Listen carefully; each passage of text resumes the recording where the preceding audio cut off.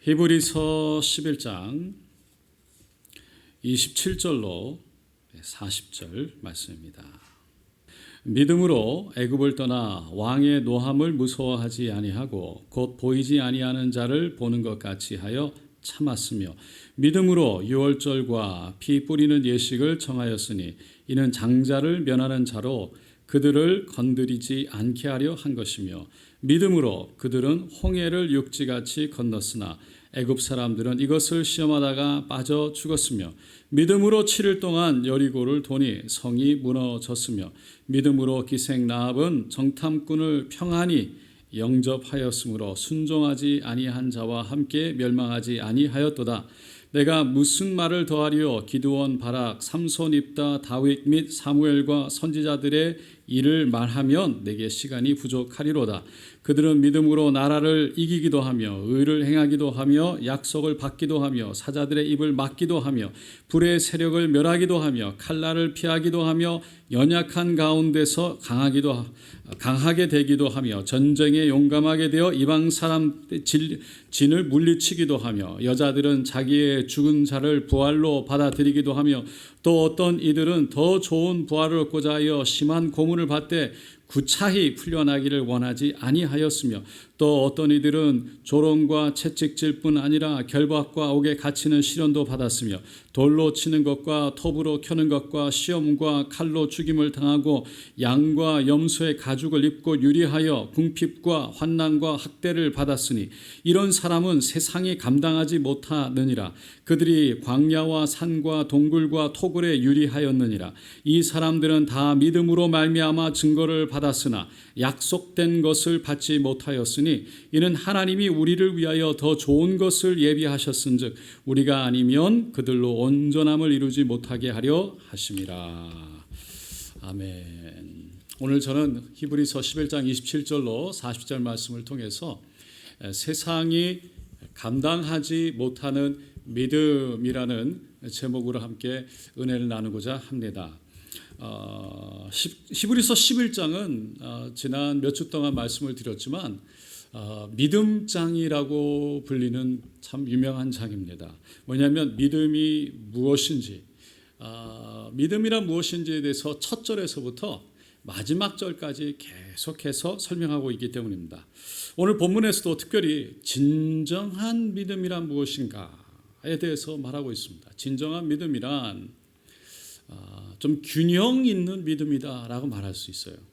균형 있는 믿음이라는 것은 우리가 지금 힘들고 어려운 상황에서 하나님을 바라보고 긍정을 꿈꾸고 그리고 하나님이 도우실 거라는 소망을 잃지 않고 그것을 이루어내는 믿음과 또 그렇게 믿음으로 소망을 잃지 않고 최선을 다해서 나아갔음에도 불구하고 그 결과가 원하지 않는 방향으로 흘러갔을 때 그때에도 변함없이 하나님을 의지하고 하나님의 뜻이 이루어질 것을 믿고 하나님께 맡기는 믿음, 이 두 가지 믿음을 이루어내는 믿음, 또 이루지 못하더라도 하나님을 의지하는 믿음, 이 두 가지 믿음을 다 가지는 믿음이라는 거예요.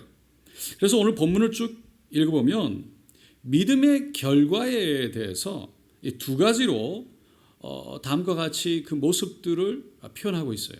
첫째는 홍해를 육지처럼 건너간 것, 멸망을 피한 것, 나라를 이기기도 하며 의를 행하기도 하며 사자의 입을 막기도 하고 불의 세력을 멸하기도 하며 칼날을 피하기도 하고 연약한 가운데서 강하게 되기도 하며 전쟁에 용맹하게 되며 이방 사람들의 진을 이기기도 한다. 그러니까 힘들고 어려운데 이겨내고 그리고 그것을 타파해서 부셔서 그리고 뛰어넘어서 결국 정말 그 어려운 상황에서 그런 이겨내는 모습, 다시 말해서 정말 뭔가를 이루어내는 모습을 말하는 거예요.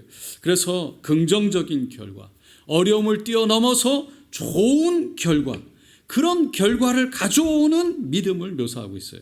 근데 두 번째 믿음은 어떤 이들은 악형을 받되 구차히 면하지 않았다. 희롱과 채찍질 뿐 아니라 결박과 옥에 갇히는 시험도 받았다.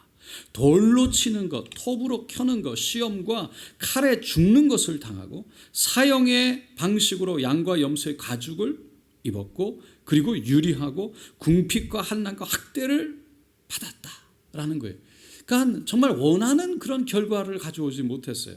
그런데 그런 믿음의 결과가 그런 부정적인 그런 원하지 않는 모습으로 묘사되고 있는데, 그럼에도 불구하고 39절에 보니까 이 사람들은 다 믿음으로 말미암아 증거를 받았으나 약속된 것은 얻지 못하였으니, 그러니까 고난과 아픔의 길을 가야 한다는 증거는 받았는데, 마음의 확신은 생겼는데 그 길로 가면 하나님이 건져주시고 이길 것이라는 그 약속을 이루지는 못했다는 거예요. 그런 40절에 이는 하나님이 우리를 위하여 더 좋은 것을 예비하셨은즉 우리가 아니면 그들 온전함을 이루지 못하게 하려 함이라. 그러니까 이렇게 고난과 아픔과 어려움을 당하는 결과를 믿음을 가졌음에도 불구하고 경험했지만, 하나님이 우리를 위해서 더 좋은 것을 예비하셨다, 하늘의 것을 예비하셨다는 것을, 정말 진짜 좋은 것을 예비하셨다는 것을 끝까지 믿고 그 어려움을 견뎌내고 그 어려움을 견디는 이김을 감당했다라는 것이죠. 이렇게 힘들고 어려움을 이겨내서 긍정적인 결과, 정말 좋은 결과, 우리가 원하는 결과를 가져오게 되는 믿음, 그리고 그렇지 못하고 부정적인 결과, 정말 우리가 원하지 않는 결과, 아무리 잘 싸워도 지게 되는 결과, 그럴 경우에라도 하나님은 더 좋은 것을 예비하고 계시다는 분명한 흔들리지 않는 믿음, 그 믿음을 가진 사람을 결국 오늘 본문에서 38절에 그런 사람을 세상이 감당하지 못하는 믿음을 가진 사람이다라고 표현하고 있는 겁니다. 이 두 가지 믿음의 모습을 어떻게 보면 과정과 결과만 갖고 봐서는요, 세상이 감당하지 못하는 것이 결국은 같다. 그 결과가 정말 과정과 결과는 정말 전혀 다르게 보이지만 그 마지막 세상에 감당하지 못하게 되는 그 결과는 동일하다라는 거예요. 그래서 이 모든 두 가지를 다 얘기하고 있으면서도 믿음을 얘기하고 있고, 이 두 가지를 쭉 나열하고 있으면서도 마지막에 말하고 있는 한 가지는 믿음이라는 거예요. 여러분, 우리가 믿음에 대해서 말할 때 많은 경우에 안 되는 것을 되게 하고 없는 것을 있는 것처럼 부르게 하고 있게 하고 할 수 없는 것을 해내는 것을 또 믿음이다 라고 말할 때가 있죠. 하지만 믿음의 본질은 그렇게 늘 화려하고 멋지고 믿음대로 기도하는 대로 다 응답되는 뭐 그런 것만 가지고 있지는 않아요. 긍정적인 것처럼. 그러나 때로는 암울하고 안타깝고 고통스러운 상황에서도 그 어두운 상황 가운데 믿음 때문에 정말 보석과 같이 빛나는 그런 모습이 또한 있다는 겁니다. 그래서 이 둘 중에 어느 것이 더 좋은 믿음인가, 더 나은 믿음인가, 이런 건 사실은 논할 수가 없어요. 또 결과에 따라서 믿음이 부족했다, 뭐 실패했다 이렇게 말할 수도 없습니다. 믿음이 가져오는 결과는 우리가 기대하는 것처럼 늘 잘 되고 늘 행복하고 늘 성공하는 것, 세상에서 말하는 그런 성공만이 있는 것이 아니기 때문입니다. 그렇다고 해서 늘 부정적이고 늘 나쁜 결과가 나오는 것도 아닙니다. 그렇기 때문에 믿음은 눈에 나타나는 결과로만 가지고 믿음이 있고 없고를 단정지어서 말할 수 있는 게 아니라는 거예요. 본문 35절에서 말하는 것처럼 믿음을 따라 살았지만 고문을 받기도 하고 조롱과 채찍을 맞고 결박과 옥에 갇히는 그런 시련을 받을 수 있게 된다는 거예요. 더 심하게는 톱을 힘을 다하고 칼에 죽을 수 있고 짐승의 가죽을 입고 유리하게 되는 궁핍과 환난과 학대를 당할 수도 있다는 거예요. 이런 것은 믿음이 없어서 하나님이 벌 주시는 그런 벌을 받아서 그렇게 된 것이 아니라는 겁니다. 이는 오늘 본문의 다음에 나오는 히브리서 12장 1절 말씀에 보면 이러므로 우리에게 구름같이 둘러싼 허당한 증인들이 있으니 라고 말하는 것처럼 그들의 모습은 오히려 수많은 사람들에게 허다한 증인의 모습으로 보여주는 믿음의 모습이라는 거예요. 여러분, 이러한 믿음의 두 가지 모습은 기독교란 무엇인가? 이 기독교의 참 모습을 보여주고 있어요. 기독교는 내가 바라는 정말 달콤한 결과만을 추구하는 것은 아닙니다. 그렇다고 무조건 희생을 강요하고 무조건 아픔 속에 그냥 죽음으로 돌진하고 들어가는 그런 것도 아니에요. 그래서 우리가 성경을 볼 때나 역사에서 교훈을 찾을 때 흔히 말하는 성공한 사람들, 또 능력을 보여준 사람들, 많은 사람들의 흠모의 대상이 되는 사람들만을 믿음의 대상으로, 믿음의 사람으로 세우거나 또 삼아서도 안 된다는 겁니다. 그렇다고 순교의 피를 흘린 발자취만을 강조하면서 핍박과 조롱과 죽음을 당한 사람들만이 믿음의 증인이 될 수 있는 자격이 있다라고 생각하는 것도 건강한 관점은 아닙니다. 그렇기 때문에 이 둘 중에 어느 하나만 가지고 고집을 하게 되면 건강한 믿음, 균형 있는 믿음을 가질 수가 없다는 거예요. 이 균형 있는 믿음이란 믿음의 결과가 어떻게 나오든지 초점이 그 사람에게 있는 것이 아니라 하나님께 있는 거예요. 하나님의 나라와 하나님의 뜻에 초점을 두는 거예요. 그러니까 내 믿음이 좋아서 이런 결과가 나왔다. 내 믿음이 좋지 못해서 이런 결과가 나왔다. 그런 게 아니라는 거예요. 어떠한 결과가 나왔든지 그 안에서 하나님의 뜻과 나라를 구하는 해석을 끄집어내고 발견하고 그것을 믿음으로 붙드는 것이 온전한 믿음이라는 거예요. 그러니까 결과가 좋아도 그것을 통해 하나님의 나라와 의를 위해서 이렇게 좋은 결과를 허락하셨다는 것을 이해하고 인정하고 깨닫고 하나님이 하셨다는 것을, 하나님을 위해서 이루어졌다는 것을 믿는 것.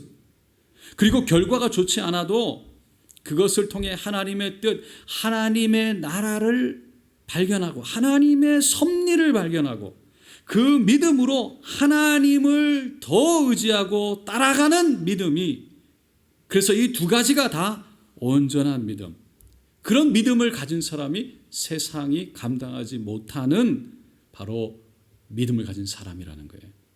그래서 히브리서 기자는 오늘 본문 말씀을 통해서 이 두 종류의 믿음을 가진 사람들을 모두 다 믿음의 증인이다 라고 말하고 있는 것입니다. 성경에 보면 이런 믿음을 가진 사람들을 많이 발견할 수 있어요. 그 중에 이 한 예로 요셉과 사도 바울을 우리가 들 수 있습니다. 요셉은 우리가 아는 것처럼 꿈의 사람이었죠. 그러나 그 꿈 때문에 형들에게 미움을 받고 이 애굽으로 종이 되어 팔려가게 됩니다. 그리고 그곳에서 참 어려운 일들을 많이 경험하게 되죠. 그러나 보디발의 집에서 어느 정도 고난의 시기가 지나고 이제 좀 먹고 살만해지고 인정을 받고 정말 그 고난을 다 이겨내고 하나님이 함께 하시는 그런 일들을 경험했음에도 불구하고 또다시 모함을 받고 지하 감옥에 떨어집니다. 하지만 그는 그 꿈을 주신 하나님을 믿었어요.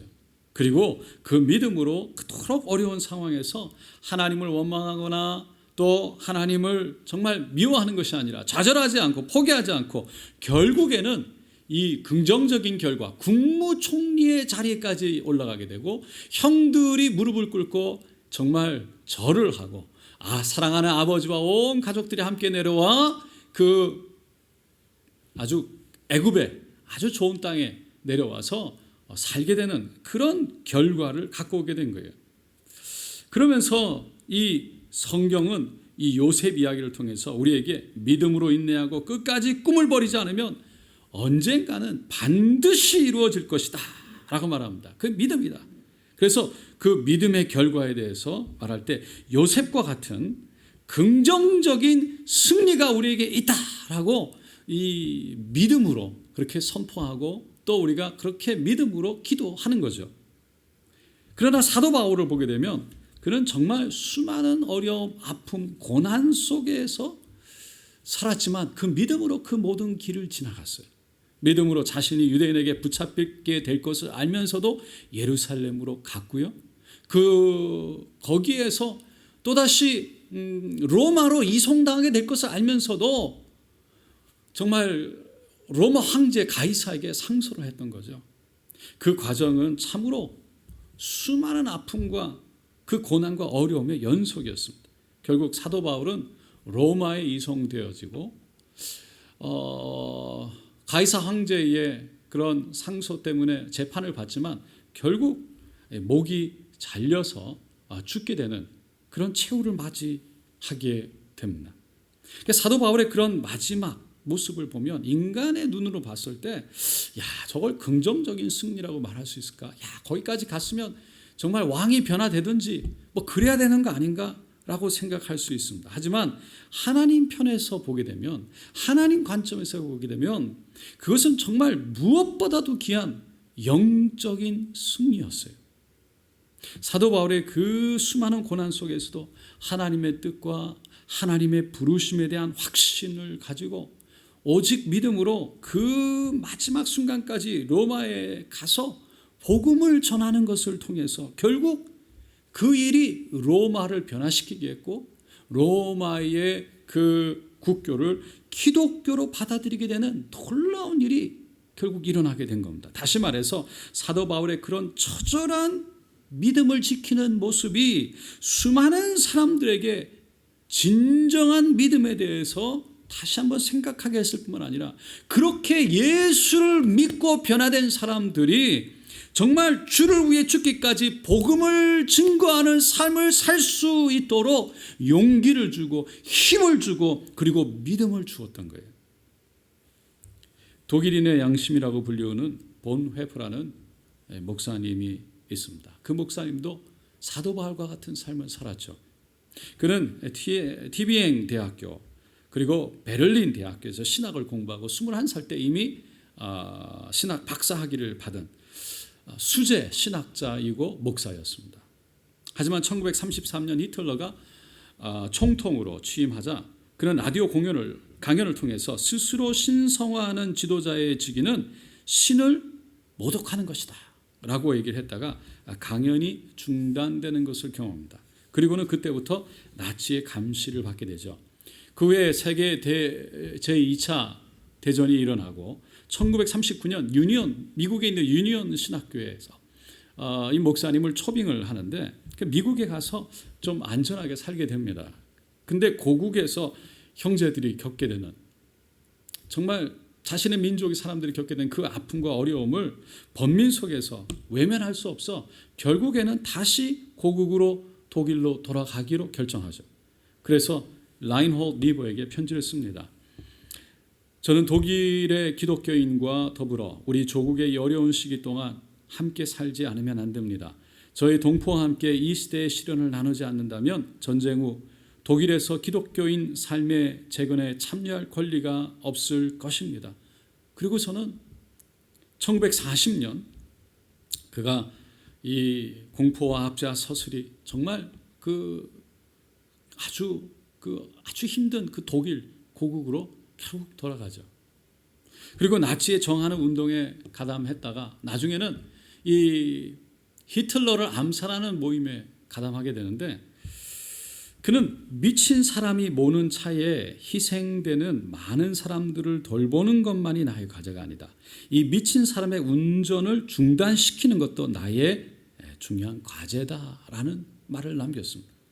그가 1944년에 히틀러 암살 음모에 가담했던 것이 드러나면서 그 음모가 밝혀지면서 결국 그 모든 사람들이 함께 다 포함해서 이 집단 수용소로 보내집니다. 그리고 바로 그 다음 해 1945년에 나치 군법 회의에 통해서 보네페는 사형 선고를 받고 4월 8일 아침에 저항에 참가했던 그의 가족 3명과 5천여 명의 사람들이 함께 교수형을 당합니다. 그리고 3주가 지나서 단 3주 후에 이 히틀러가 스스로 자살을 하게 되고 독일이 항복을 하죠. 여러분 지금 이 본회포의 삶을 보면 믿음으로 그가 하나님을 위해서 그렇게 독일로 돌아갔고 그리고 정말 이 히틀러를 죽이려고 암살 음모에 가담했는데 정말 오래 가지 못해서 성공하지도 못했지만 그가 죽고 나서 단 3주 후에 아무 결과를 내지 못하고 아무런 결과 없이 그냥 죽고 말았어요. 어떻게 보면 그의 삶을 보면 조금만 더 기다렸으면, 그냥 몇 년만 있었으면, 3년만 더 그냥 놔뒀으면 저절로 이루어질 일이었는데 왜 그렇게까지 했을까? 암살을 시도했으면 성공해야지, 믿음으로 했으니까 왜 그렇게 되지 못했을까?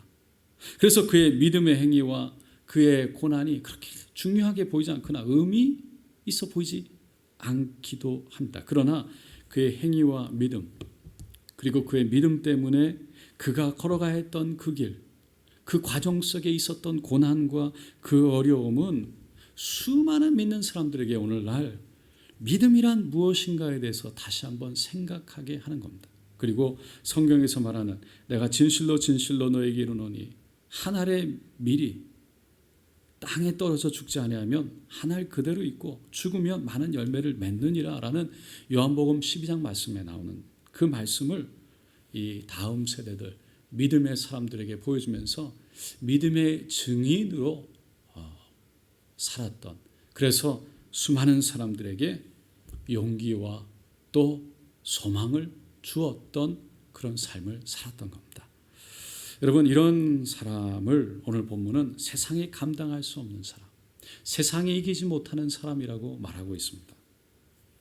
그렇기 때문에 우리는 잘 안 되는 것 같으나 잘 되는 사람이고, 지는 것 같으나 이기는 사람이며, 또 없는 것 같으나 다 가진 사람들인 것입니다. 세상을 긍정적으로 정복하고 다스리고 이겨내고 무엇인가를 이루기도 하지만, 반대로 세상이 우리를 침몰시키는 것 같아도 결국에는 우리가 이기는 것이 아니라 하나님이 이기시는 승리자들인 것입니다. 여러분, 그러므로 어떠한 상황에도 정말 긍정적인 상황, 또 부정적인 상황, 어떤 상황 속에서도 믿음을 붙잡고 끝까지 하나님의 나라와 하나님의 뜻을 추구하는 그러한 소망을 가진 우리들이 되기를 간절히 소원합니다. 사랑하는 성도 여러분, 질병이 우리를 괴롭힌다고 해서 믿음이 없는 것이 아닙니다. 또 질병이 없다고 우리가 믿음이 더 세거나 좋은 것도 아닙니다. 그러니까 믿음이 질병 있고 없고를 떠나서 사람을 믿음으로 판단할 수 없습니다. 정죄할 수 없습니다. 좀 잘 산다고, 뭔가 이 땅에서 뭔가 좀 성공했다고 믿음으로 승리했다고 말할 수 없고, 조금 못 산다고 믿음이 없어서 실패했다고 말할 수도 없는 거예요. 그래서 그런 과정과 결과에 있는 사람들을 놓고 쉽게 정죄해서는 안 되는 겁니다. 중요한 것은 어떤 환경이나 상황에 처하든지 오직 믿음으로 끝까지 흔들리지 않고 하나님만 바라보며 하나님을 위해서 하나님의 증인의 삶으로 살아내는 것이 중요한 거예요. 여러분, 록다운 시간입니다.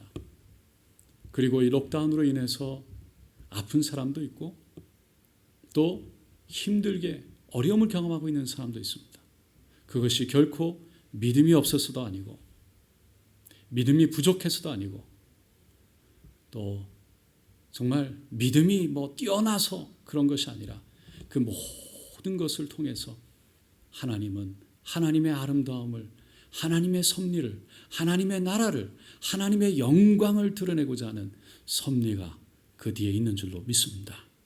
그러므로 우리가 온전한 믿음, 균형 있는 믿음, 세상에 어찌할 수 없는 믿음으로 끝까지 하나님을 의지하고 오직 하나님께 초점을 맞춰 하나님의 섭리와 하나님의 나라를 구하는, 그리고 깨닫고 이해하고 해석해내는 저 여러분 되시기를 예수님의 이름으로 축원드립니다.